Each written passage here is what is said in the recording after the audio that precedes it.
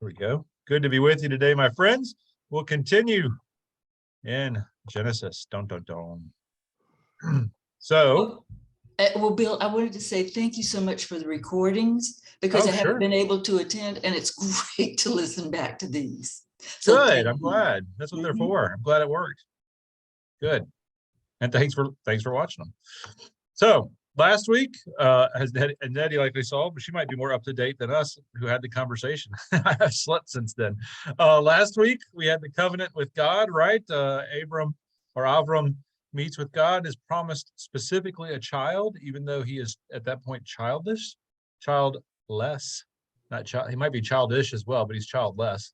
His faith is reckoned as righteousness, as that is said both by the text then in Genesis and then repeated by Paul in his great letter to the Romans.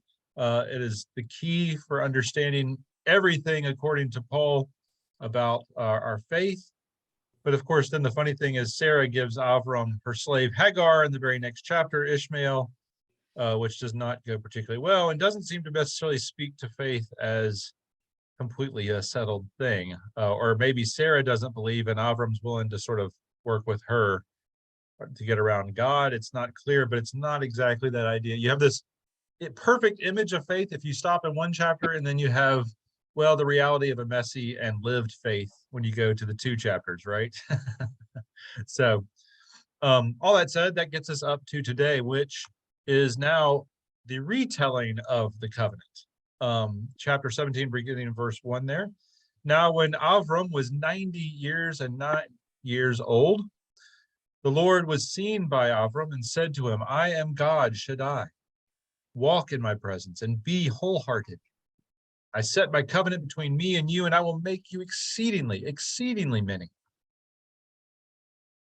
Avram fell upon his face, and God spoke with him, saying, As for me, here, my covenant is with you, so that you will become the father of a throng of nations.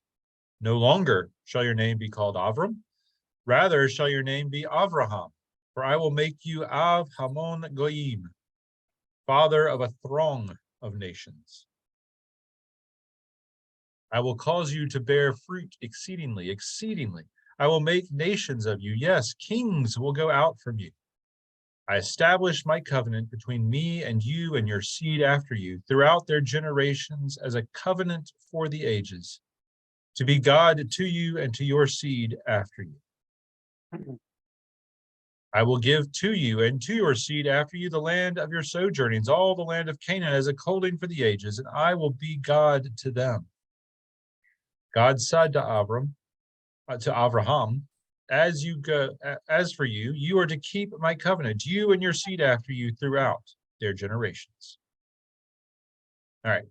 So again, this is the second covenant with Avram. We saw the first one that was the same promise of land and of a child, but this one has a slightly different feel. It is known as the priestly account of the covenant. If y'all remember a little bit about those sources, the different sources for the Old Testament, the other, I believe, is a Yahwist account. This is the priestly account of the covenant. So there's slightly different tellings, slightly different points, right? Different connections. Bill, I have confused though. Yeah. That verse ends that Abraham or Avram or Avraham, okay, is supposed to keep the covenant. Well, the covenant, I don't see what's his role, okay? Outside of making children, okay? I mean, that's it. Well, yeah, I guess you're right. I mean, it is to make children and to believe in God. Seems to be like, I will be your God. I think it's sort of the that adoption of your job is to believe in me and for your children to believe in me. But there's not anything that's specified. Yeah. It's not like later on in Moses' account, right, where God says, teach these commandments, hold them on your head, your heart, and arms, and all that, put them on your doorposts. There's a very clear covenant with Moses and the people of Israel in the wilderness, but in this case, it's just sort of Avram, well, you'll have kids and lots of kids, and I'll bless you, and I'm going to be your God. It does seem pretty passive for Avraham. This is a a non-theological question, clearly, but a couple of screens back or a couple of verses back when it spelled out his longer name. Yeah. And it ended in Goyim. Yeah. I wonder about that. What is that? Where does that come from? Because a goy is a not terribly polite term for a non-Jewish male. Right. Yeah. Well, hey, we're all goy, right? Or goyim. We are. It just You're means a the goy, nations. I'm a goy, Stefan's a goy. Yep. And goyim would be men and women. Nice now. Yeah, I will make you that. They're basically all they did for the Shocking Bible here is to transliterate the Hebrew. So it's Av Hamon Goyim, which just means a throng of nations. The nations are just Goyim. In that case, it doesn't have any derogatory. It's Yiddish has made it into, when you say someone's goy, Yes. it's that abbreviation of Goyim. And it's much more derogatory, but it's not necessarily derogatory in this instance. It's really just to say there are the nations of the world. You're going to be, and I will make you the father of a throng of nations. Certainly, in this case, while it's the word for nations, they're talking about the children of Abraham, which are Jewish, and perhaps Christians would argue Christian. Muslims would argue as Muslim as well, right?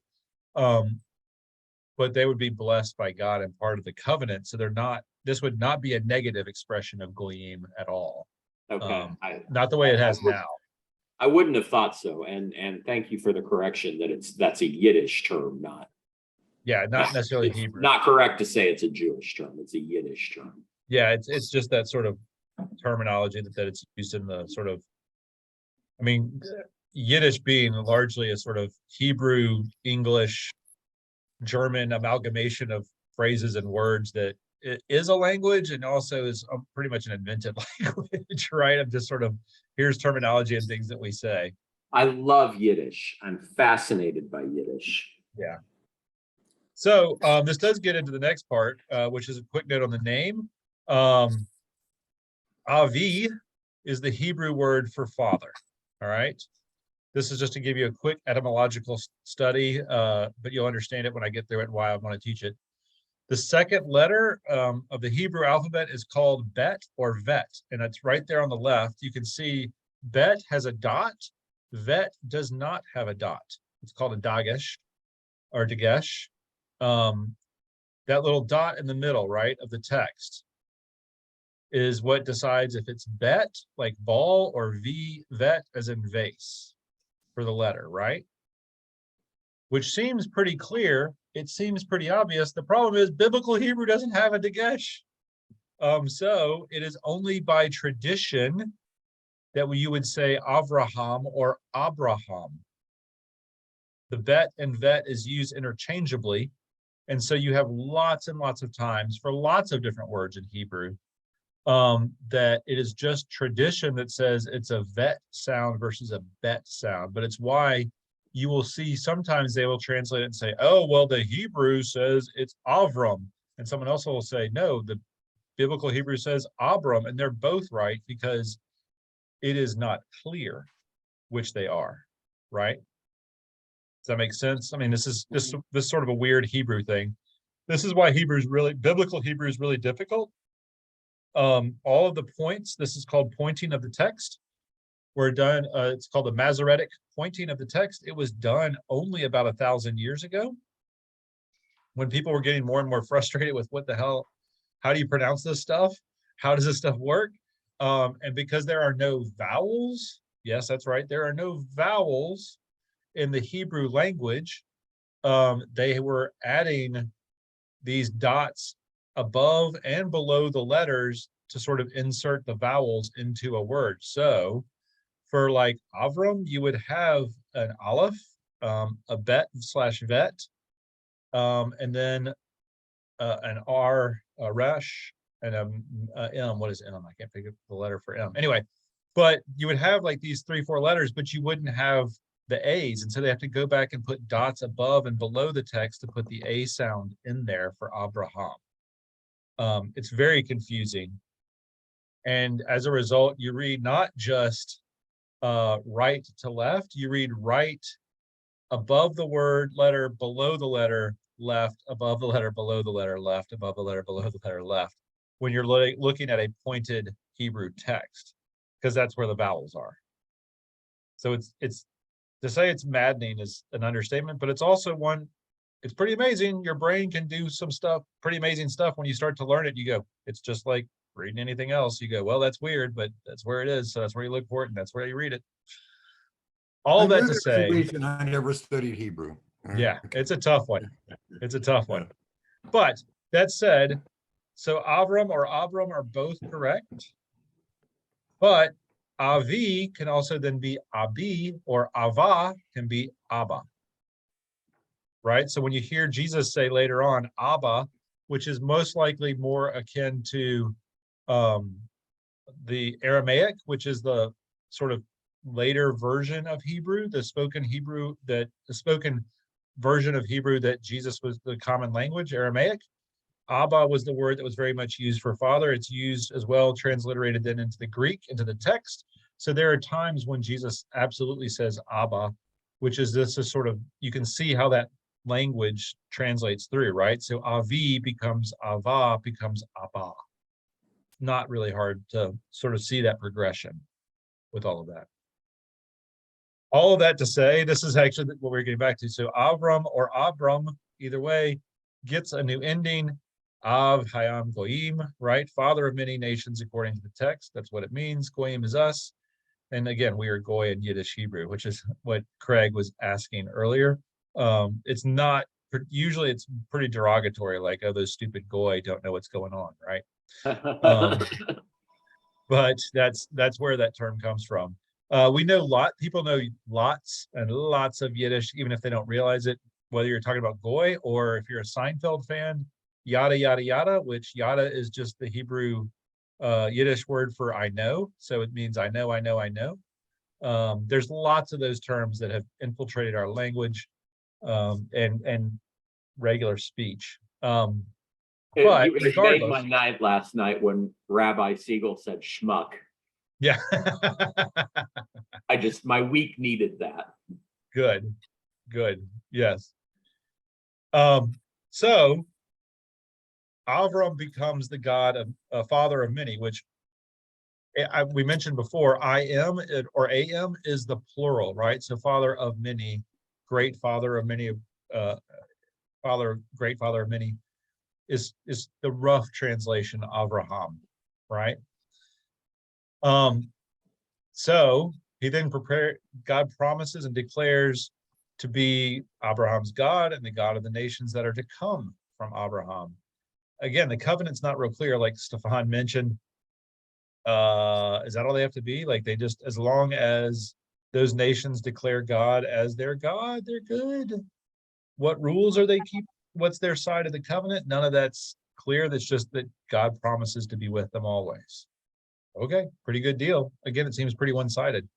But it's that ownership relationship is that key to this particular covenant. Wow, I have an extra A in there. Covenant. I don't know what I was spelling. But in this case, it's key to the covenant that while the previous one was you get land and you will have a child, it did not stress that relational aspect. This one is much more like, and I will be your God. I will be in relationship with you. I will be in relationship with the nations to come, right? Is a different way. So it's God claiming Abraham and his seed for generations, not simply the other. Brueggemann sees that as the key difference between the two covenantal stories, is this one is God taking ownership of Abraham and his children. So with all that in mind, thoughts on this side, what naming the promise, anything, what do y'all want to, anything you want to look at or talk about?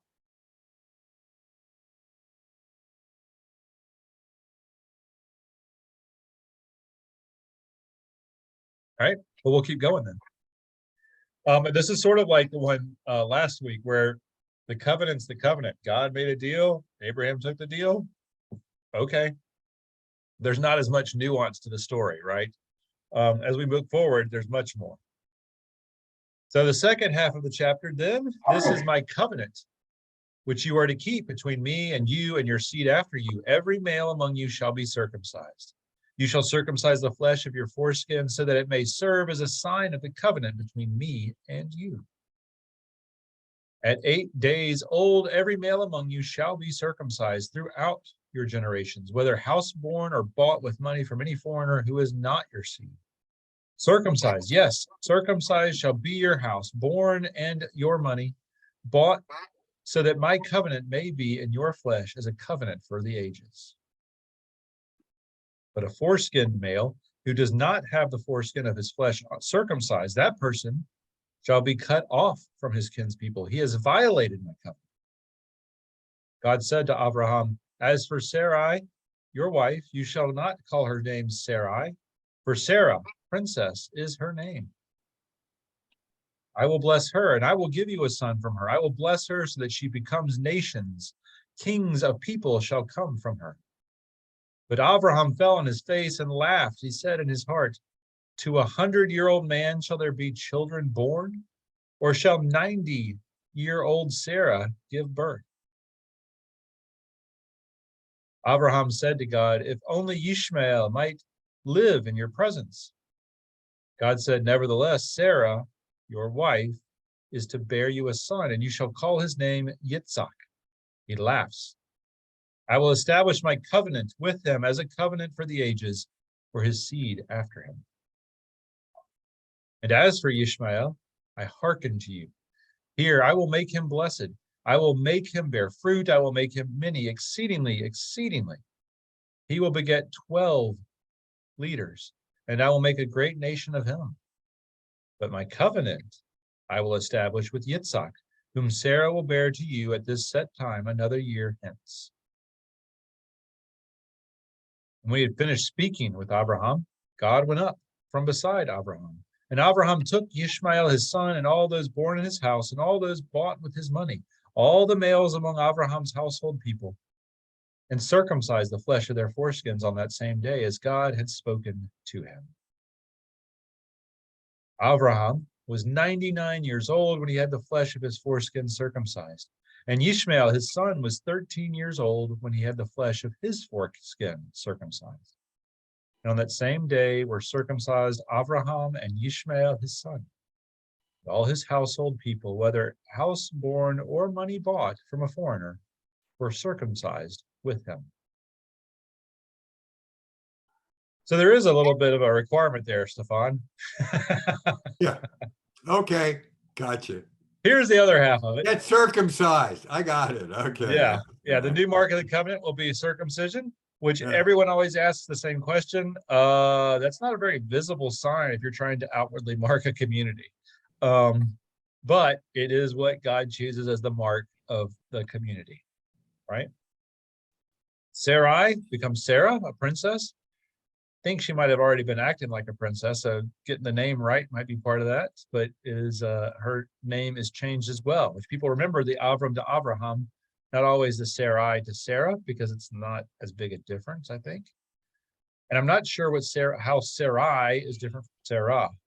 I was looking at some of the commentaries, and there wasn't consensus amongst exactly what that name change really did. But anyway, Abraham then laughs at the absurdity of it all. God's promise to a 90-year-old woman and a 99-year-old man, or at least that's one interpretation, right? Yitzhak means he laughs. And Frederick Buechner wrote a wonderful book on Isaac called Son of Laughter, which is Frederick Buechner just died. Pretty much pick up any Frederick Buechner book and you will have a wonderful reflection on faith and life. I highly recommend any of his books. Son of Laughter is a great one. He's got a bunch that are just wonderful, wonderful reflections. But the hard part of this whole chapter, of all of chapter 17, is that once again, we have a contract, but not a lot of commentary, right? Even here's this new thing. Circumcision is this new thing that's required. Abraham agrees to do it. His whole community is required. All the men have to be circumcised. They are circumcised. And that's just sort of it. It's a pretty matter-of-fact legal document exchange, right? Like God says, I make this promise, y'all get circumcised, we're all good. They go, okay, we get circumcised, end of chapter, right? There's not particularly great amount of what does that mean? How does this work, right? It's what you get, what you get. We get laughter, and that's the only human and real comment from Abraham or within the whole story, quite frankly, right? Is Abraham's laughter, which makes it perhaps that much more powerful in its own right. But that question really is, what does the laughter mean? And that's sort of a rhetorical question, but it's also a question for all of us. Is he laughing? Why is Abraham laughing here, right? There's lots of ways we can interpret it, but what do we think he's laughing for? He doesn't believe it. Yeah.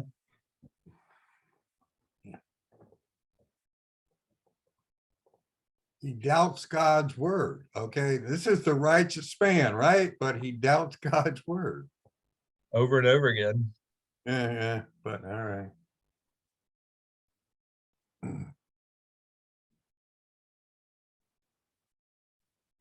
Anybody else want to take a swing? I think it's a different idea for his laughter.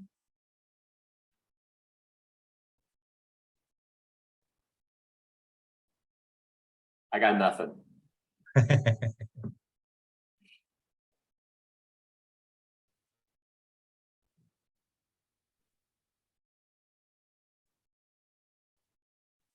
All right. Well, I mean, I think there's certainly the it's in the sort of like he doesn't really believe, or I think it may just be also that hope, like, wait, really? After all this time, this could really happen? Which may be incredulousness, but also like, oh, please, yes, I want this to happen, even if I don't know that it can happen, right? Like, I'm going to laugh because it's so absurd, but it could also be so wonderful, right? If it were. That's reaching, Bill. That's reaching. You think it is? Yeah, that's reaching. Okay. I think he just was laughing because he thought that is ridiculous. My wife is 90 years old and probably a long time ago had menopause. There's no way this woman's going to give birth. Exactly. Exactly. Okay. It's like I heard one. It's like Bill Cosby when he's playing Noah. Okay, if anybody remembers that. Yeah, oh yeah. Josh Hudson, and he goes, right. Yeah. Okay, yeah, that's it. Yeah, right. Yeah. And that's how I read this. It's like Abraham going, right. Like, Yeah. I can't, that would be nice, but I can't Well, believe it also it. brings up the thought they didn't have Viagra then either.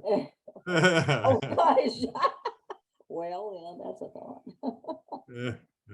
I'm feeling badly for all those men that had to be circumcised, like all of a sudden and with no anesthetic, like that goes back to before that, but I was like, ow. I'm probably more disturbed by the ownership of slaves, but that's okay. Mm-hmm. Well, yeah. That's been troubling.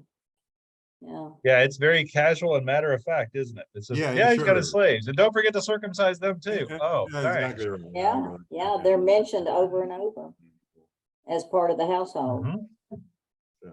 And there's never any discussion of why circumcision, right? Like, why? No. It's not something you check to be sure that they're part of your group. No. Right. No, not But typically. I have a question. Didn't the fact of circumcision that was not something new, because in Egypt and the pharaohs, you had the priest. Is it that the people that we know that were first circumcised, that was just part of their ritual?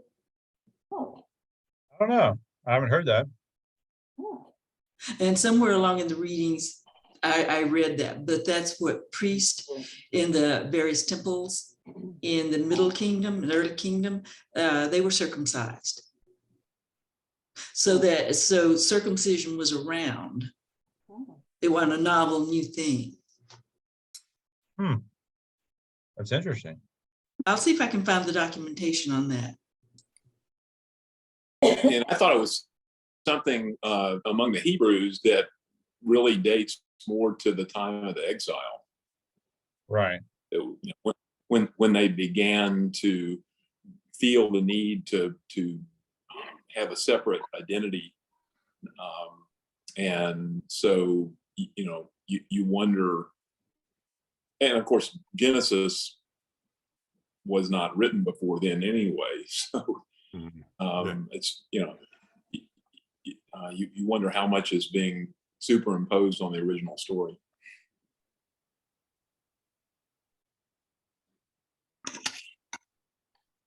Says here circumcision began in 2300 BC. Okay. Does it say who were the first? It says the ancient Egyptians. Oh, okay. So Nettie, you're on target. Nettie was right. There you go. Well, and I mean, he just got back, right? Sarah and Abraham just got back from Egypt in the story. So Yeah, well, they could have gone down there and learned some of it there. maybe that's where they got the idea. All right, well, we'll continue because the next part's the fun part. Chapter 18, one of the most famous in scripture. Now the Lord was seen by Abraham, by the oaks of Mamre, as he was sitting at the entrance to his tent at the heat of the day. He lifted up his eyes and saw here 3 men standing over against him. And when he saw them, he ran to meet them from the entrance to his tent and bowed to the earth and said, "My lords, pray if I have found favor in your sight, in your eyes, pray do not pass by your servant. Pray eat, let a little water be fetched, then wash your feet and recline under the tree. Let me fetch you a bit of bread, that you may refresh your hearts, then afterward you may pass on. For you have, after all, passed your servant's way." They said, "Do thus as you have spoken." Abraham hastened into his tent to Sarah and said, "Make haste, 3 measures of choice flour needed, make bread cakes." Abraham ran to the oxen. He fetched a young ox, tender and fine, and gave it to a serving lad, that he might hasten to make it ready. And he fetched cream and milk and the young ox that he had made ready, and placed it before them. Now he stood over against them under the tree while they ate. And they said to him, "Where is Sarah, your wife?" And he said, "Here, in the tent." Now he said, "I will return, yes, will return to you when time revives, and Sarah, your wife, will have a son." Now Sarah was listening at the entrance to the tent, which was behind him. And Abraham and Sarah were old, advanced in days. The way of women had ceased for Sarah. Sarah laughed within herself, saying, "After I have become worn, is there to be pleasure for me? And my Lord is old." But the Lord said to Abraham, "Now, why does Sarah laugh and say, 'Shall I really give birth now that I am old?' Is anything beyond the Lord? At that set time I will return to you when time revives, and Sarah will have a son." Sarah pretended otherwise, saying, "No, I did not laugh," for she was afraid. But he said, "No, indeed, you laughed." So both parents laugh at the news, right? Both Abraham and Sarah laugh at the absurdity of 90 and 99-year-olds having children. It's the response of both. Wouldn't you? Absolutely. Yeah. I'm with It you, is the most Scott. Absolutely. Everyone would. We- I think they laugh at the physical impossibility of it, at the mere promise of hope of a child. Stefan doesn't agree with that one, but I think that's part of it, because that's literally what Sarah says, right? Like, am I allowed to have this pleasure, suddenly have the gift of a child after being barren for 90 years? At the silliness of the whole thing, right? They laugh at all of it. One of my favorites, our presiding bishop, Bishop Curry, once said, "Abraham laughed at the ridiculousness of the promise, and Sarah laughed because she knew Abraham." Oh, my prior comment. That works too. Yeah. Yeah. Because she knew he wasn't gonna make it for all this. But again, the story is rich with details of the 3 messengers, with this whole process, right? Like everything that we had that was almost antiseptic in the last chapter with the promise is now real, and it's human, and they're angels, or they're these messengers who are talking. There's laughter, there's back and forth, there's readying the meal. There's so much, it's just so much better and easier to engage. All that said, we obviously, when we, as Christians, we go back And here there's three messengers, right? The Lord comes to the tent and there are suddenly three messengers. So we immediately go, oh, it's the Trinity, right? That's exactly where our faith goes and begins to interpret it, which we'll talk about that in a minute. But I wanted to go back then and look at, okay, well, what's the Jewish tradition? And Jewish Midrash sees the messengers as angels, Michael or Michael, Raphael, and Gabriel.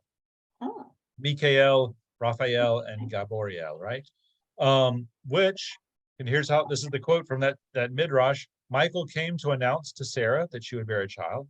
Raphael to heal Abraham because he had just been circumcised, and if he's going to have a baby, he's got some work to do. And Gabriel to overturn Sodom, because the next story is the destruction of Sodom and Gomorrah, right? So in the Jewish tradition, it has a very, those three messengers are just seen as the text says. They're messengers, they're angels of God, and they happen to be the famous ones, or at least the ones that we tend to know, right? Michael, Raphael, and Gabriel. Although it is interesting, we end up reversing the roles in Christian tradition. Gabriel is traditionally the angel that comes to talk to Mary for the Annunciation. And Michael, because we know him as the head of the armies of heaven, he would probably be the one that we would say would just come to destroy Sodom, right? If we were going to go and what is the Christian understanding of those angels, we would literally reverse their roles in this announcement, because that's what we have in the New Testament. But those are, hey, God can send an angel to do whatever God wants an angel to do. But that's sort of the fascinating ways that our traditions and faiths look at things slightly different every now and then. So that does have connotations for us. Hebrews 13:2 is a direct reference to this. Be not forgetful to entertain strangers, for thereby some have entertained angels unawares, right? That's the King James version, but that's the one most people remember. And it is a direct reference here, because at no point does it really say that Abraham is entertaining angels other than they are messengers of God. But there is this sort of quality or like of Abraham just dealing with human beings who are in the desert, who should be fed and given water and taken care of, just strangers on the road. But there is a long tradition in both the Jewish and Christian tradition of saying that if Abraham had not entertained these strangers, would Abraham have, would they have received Isaac, right? Like if he had let them pass by, would that have happened, right? And so there's a lot of conversation that by entertaining, by Abraham being a good guy and just providing hospitality and caring for the stranger, he also receives God's blessing. And then the same way for any of us, if we entertain strangers, care for the sick, the homeless, the needy, the lost, or just somebody walking by, and that's how we become a part of God's larger plan in the world, right?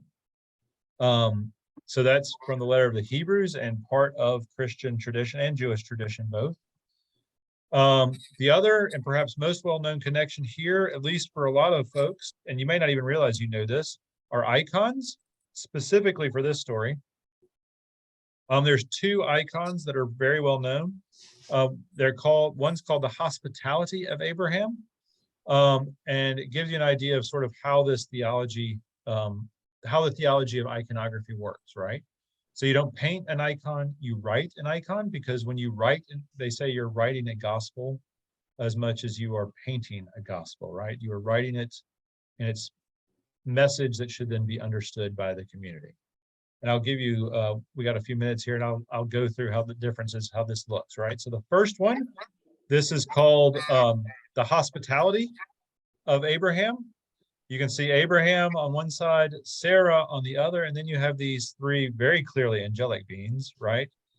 Being hosted by the two. Now, in this image, you can see there's some buildings around, even though it just says they're in their tents. You will never see in an icon someone inside a building. They are always outside. And then if they are supposed to be inside, then there's a building next to them, right? So if there's an event that happened in a building, the buildings behind them or beside them. It should technically be a tent, but they just tend to make it a building anyway in a lot of the iconography. The other, it's always got a golden background. There's a gold backdrop because this is an image in heaven. These are called icons in the Orthodox tradition are called windows to heaven. And in heaven, we don't have sunshine. We have the light of God that illumines. And the light of God then is a golden radiant hue, like the reflection of gold on the icon. But equally then, in Christian iconography, you don't have shadows.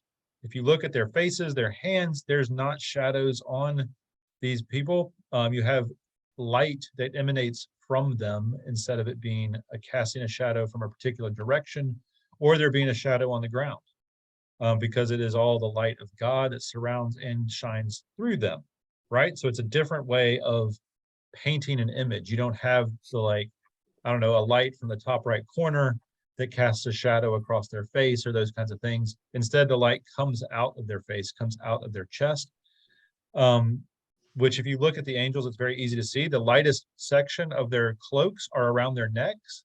That's not a natural place for light to shine because your head will block the light. But if it's the light of God radiating from your chest, from your being, then it is where light comes forth, right?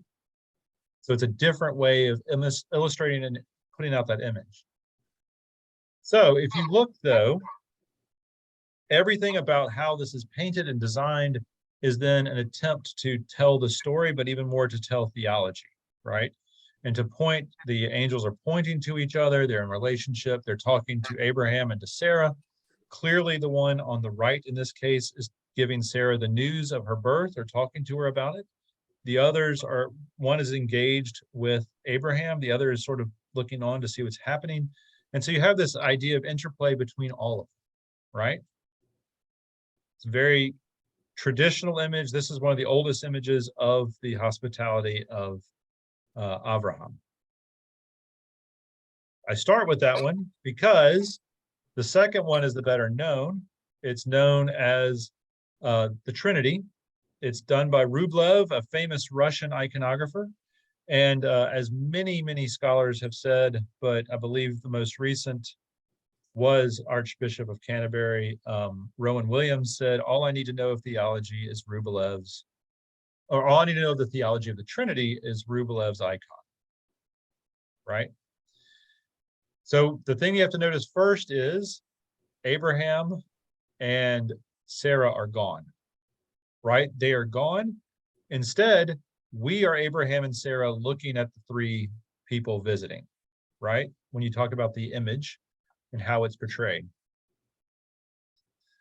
Then the next is what's behind each of these characters, right? If you look behind, on one side, there is a building or house, and I have like this sort of outline because that's the original is degraded. It's about 1,000 years old, or maybe 1,500 years old. It's an old icon. And so you have a building for the image on the left, right? For this angel on the left. Behind the image in the middle is a tree, and on the right is a rock, okay? Behind each, which tells you who they are. Behind the one image, the one character on the left, that is God the Father, who has the heavenly home. In the middle is Jesus, who is hung on a tree, and on the right is the angel who comes forth. Is the Spirit of God, who it blows through the rock, right, with Moses and all of the rest. But the key that they will talk about for this theology is how they all work together. The image of God, the angel on the far left, is on a throne, and the other two angels are the other two parts of the Trinity are bowing, acknowledging the authority of the Father, right? But then if you look at the hands, the hand of God, the right hand of God is sending the Holy Spirit, has those two fingers pointing to send God, as is Jesus, who is also pointing to send the Spirit to God's people, right? These seem like tiny little things, right? But it's done very intentionally to talk about how do they interact, how do they interplay with each other, who is looking at who. The colors are intentionally, the divinity of God is represented with blue in each of those images. On the left, you can see it, of course.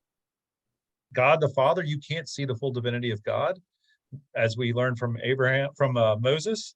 To see the full divinity of God is to die. So it is covered up somewhat, and you can only see a sliver of that. But we can see more of the divinity of God in Jesus, that is revealed in his outer cloak being blue. And then the Spirit, of course, is almost purely blue, right? Is this pure divinity that comes amongst us with that green overlapping that then relates. And each of those colors then overlap and are variations between each other, showing they're related, they're in relationship, and they are the same. So this is how iconography works. You have to sort of look at them and examine them, but nothing is done in iconography accidentally or unintentionally. It's very much a statement of theology to say, these three visitors that came to Abraham are Father, Son, and Holy Spirit, at least in the Christian tradition. They are related. They have images and understandings that are all connected. And yes, we should see a chalice on the table there as well as part of that. They all have the same staffs, the same size. They have the same authority, the same wings. All these things show that they're the same, and yet they are separate beings. So homoousion is the Greek term for that, of the same substance, but different. Oh, I just went to the deep end of the pool for you. Questions about, I went to iconography. We can go back to the story here in a second, but questions about how the icons work, because I find this stuff particularly fascinating. And this is the most famous icon in the world, Rublev's Trinity. It is, I think, as I understand it, it's in a museum just outside of Moscow, and I think it's 8 feet tall. Someone told me that. I don't know if that's accurate or not, but it's an enormous icon. Maybe 6 feet, but it's something huge like that. Why the never inside a building? Does it have to do with light and the light of God shining, or? It's the light of God shining, but even more, it's you're in heaven. So do they have buildings in heaven or not? Who knows? Okay. Right. So it's how all those kinds of imagery, that's just the rules of the media, right? Like sometimes they have their traditions and differences. And it's always, the other thing that upsets people a lot of times, they are not particularly concerned with perspective in the same way that Western art is, because obviously these tables and chairs are at really weird angles, right? I mean, if you look at the seat that God the Father is on, or the throne that the Spirit is on, they both have this weird angle. What's more important is to show them pointed towards each other than necessarily how you would graphically show someone sitting on a chair, right? Like that image of them coming together and being in relationship in a sort of triangle is more important than this is exactly what a person would look like sitting on a chair. They're more concerned with the theology than they are with the perspective.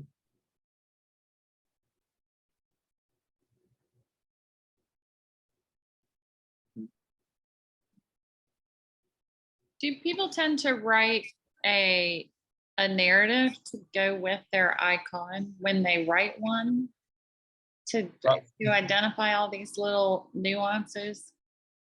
No, the icons are always meant to be prayed. That is, you're supposed to sit there in adoration and pray with the icons. Sometimes people go, oh, you're praying. That was the great iconoclastic arguments that split the Western Church and the Eastern Church. Was people misunderstood and said, oh, in the East, in the Orthodox tradition, you're praying to icons and those are idols. And they would say that's ridiculous. You don't pray to the icons, you pray with the icons to understand God more deeply, in the same way that you would pray with reading the Bible. You would read the icon, and the job then is up to the person praying with the icon to find those images and find those deeper meanings, like, oh, there's a tree behind that one, that's got to be Jesus, right? Or this is they're both pointing to the same person. Who's that person? That's the Spirit, that kind of stuff. Now, people get really anxious and worried about, am I going to miss that? If I had told you nothing, you could still see that these are three angels in relationship, in deep relationship. And if that's all you took away, then you've taken away the heart of Rublev's Trinity, right? Which is God is a God of relationship. So it's not, they don't tend to have giant explanations. For this one, you can literally Google and 20 different sites will pop up telling you all sorts of nuances and details of this icon that people have found and believe to be true. The more important thing is for you to sort of have that emotional response to the icon and to say, what is God calling me to see in this icon? And how am I supposed to understand the story differently? Because we could read the story like we just did, for the visit under the oaks of Mamre and not have any of the conversation we would have because of the image we've been presented, right? There's something about the way our brains work when we see art that hits us differently than if we read text. The Okay. one is not superior to the other, it's just that they are different ways of engaging the story. Okay, thanks. That's helpful. Sure. It's also a misunderstanding that Protestants have about Catholics, Oh, sure.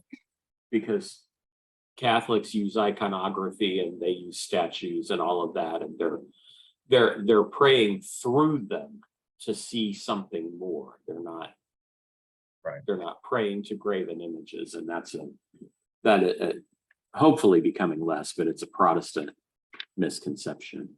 Sure. Well, it is a Protestant misconception, but they sure like some of those statues that Da Vinci made for them of various saints. Well, yeah, Or there- Michelangelo rather did more of those, but yes. there is that. I am totally against that, but that's a really cool statue of David. Yeah. And the hundreds of millions of dollars worth of stuff that's in the Vatican, Amen. Yeah. but do with that. what But you when will. you've seen the Pieta in the Vatican, you are moved, no matter what religious background you have, you are moved. Absolutely, Nutty. Absolutely. Yeah, and I would not obviously, while I like iconography, that's a perfect example as well of you can hear the story of Jesus and the cross. There's not a moment that's recorded of Mary taking her son down from the cross, but we can assume it would be there. Someone took him down from the cross and his mother was there. All the gospels record that. So you have this image that's become so powerful, you can't imagine that moment not happening, right? Thanks to that imagery and the way it's like you just see the Pieta and you go, yeah, that had to have happened, right? If not exactly like that, something like that. I know when I was in Rome back in the 60s and I saw the Pietà, and then it wasn't behind all the plastic and everything else, we were able to get right within a foot or so of it, and the impact of that thing was phenomenal. Wow. Absolutely phenomenal. Yeah. Get up close to it. Get real close to it. There was just something about it. It just, it just grabbed you. It said something to you. It was so powerful. Mhm. So we can go back and talk a little bit more about the text itself. Next week, we'll look at chapter 19 and continue the story of Abraham. Other thoughts about, again, Abraham under the oaks of Mamre is one of my favorite stories. That was the one thing we couldn't do this summer. I wanted to go to that area in the West Bank, but evidently it's a very high violence area, and they told us it was not a good idea to go to Hebron to see either the tomb of the patriarchs where Abraham, Isaac, and Jacob are buried. That's all supposed to be amazing, but really off limits because of the violence between Christians, Jews, and Muslims. But that was the one thing we did not get to see that I was really, truly disappointed. I was like, oh, I want to go to Mamre, whatever way you want to say it, and sort of just be in that area. Because for me, at least, it has both these images and other stories are just so powerful. The place I wanted to go and could not. Does anybody besides me find it a reach to see the Trinity in this story? I'm having trouble with that. Sorry, Bill, but I just am. Okay. No, I think it is a reach. I think it's a Christian reading on top of a text that does not in any way say it. I think on one level, it is more accurate by far to go with the Jewish model and saying it's Gabriel, Michael, and Raphael, right? Like I can buy that easier than necessarily going, yes, Jesus showed up to visit Abraham back in the day. Right. Does it bother me? No, I mean, could No, it? Yes, it anything is doesn't possible with bother God. me, but I would never look at this story as proof of the Trinity or as verification of the Trinity or anything. Right. I'm sorry, I just wouldn't, Bill. There you go. No, I get that. I get that Well, totally. I don't think you'd look at anything as proof of the Trinity though, right? Absolutely, Craig, but then I'm a heretic. So don't worry about it, okay? I mean, Don't. Let's call this what it is. Yeah, got it. Thank you, Craig. Yep, you got it. I forgot Stephen the heretic. I forgot all about that. But yeah, but obviously those ideas just don't even come into conversation for hundreds of years. So Well, it's the same thing. There's the royal we that happens in the Genesis story where God's sitting there and he's by himself in creation, or herself. I'm happy to call God either. But God at the beginning says, "What shall we do?" Right? We shall create the worlds, and people go, "Oh, we." That means there's someone else there with him. It's the Trinity, and you go, okay, but all right. But that also, for me, the hardest part for me for Trinity is not necessarily having, saying these three visitors could be the Trinity. That doesn't bother me.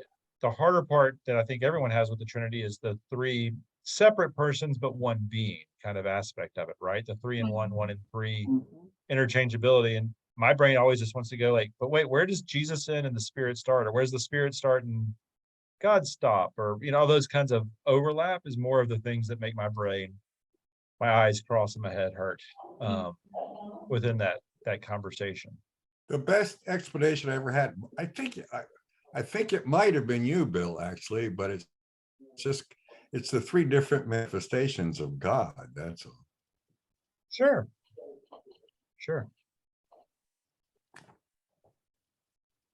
No, absolutely. I don't have a problem leaving it at that either, or just saying it's a mystery. I have no problem saying it's a mystery because I think there's a lot of stuff we try to explain that at the end of the day, we just have to say it's a mystery. It's God's system, God's plan, and I just lean into it. I actually think they banned Trinity Sunday, Bill, but that's okay.